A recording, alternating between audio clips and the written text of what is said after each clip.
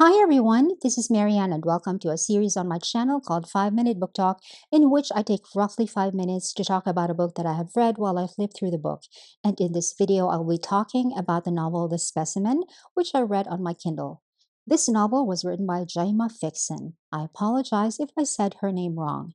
This book was released in 2024, and I have to say, the main thing that made me buy the book was the cover. It is gorgeous. But when I started reading, the very first epigraph, which was about ghosts, was what really hooked me in. However, at this point, let me just say that this video will have spoilers. The story is set in Edinburgh in the 1820s. The main character is a woman named Isabel Tate. She has a young son who has a heart defect, and she has been doing her best trying to find a cure for him, but in the 1820s, medical science could not do much for them. She has been to a bunch of doctors who, of course, were not cheap, and it was also not easy to get a consultation with them, but many people around her have been so kind to give her referrals, and most of her employees are also generous in the salaries that they give her as a piano teacher to their young children. Isabel and her son seem to be happy despite the son's illness, but after they had a consultation with a really famous doctor who specializes in certain anatomical defects, Isabel's son disappears. And then the rest of the novel is about Isabel and everything that she does to find him.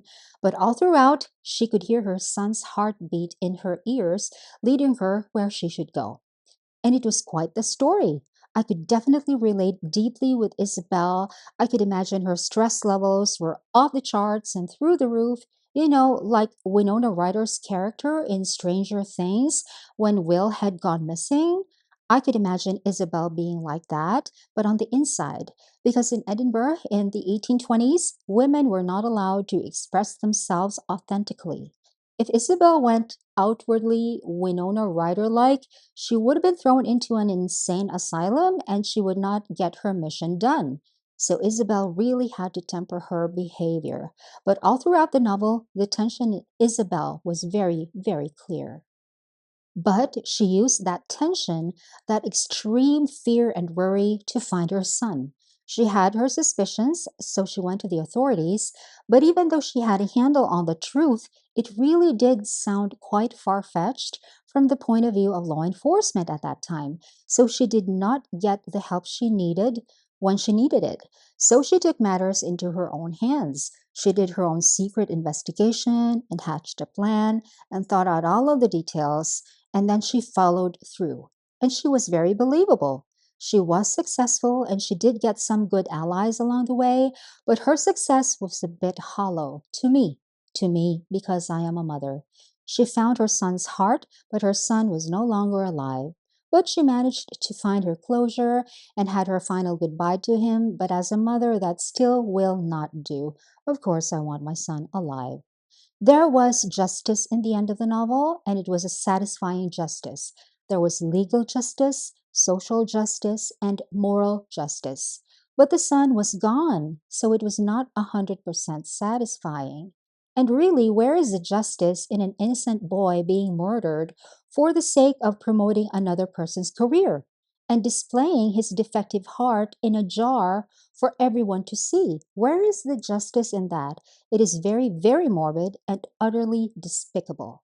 The author did explain in an afterword that she based her story on real events that happened at that time, and she also explained her advocacy in writing about missing persons and persons of authority abusing their powers, so I understand why the son's death is crucial to the novel.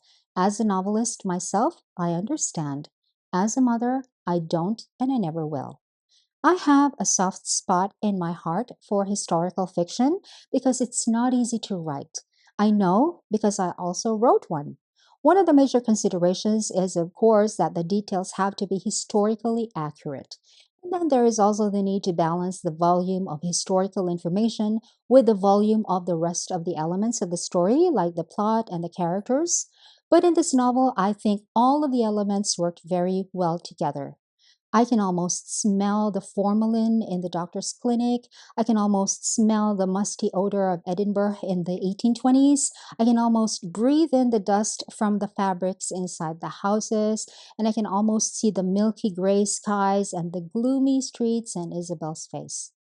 And all of these made the ending even more painful, even though there was justice in the end. This is quite a good novel. I highly recommend it.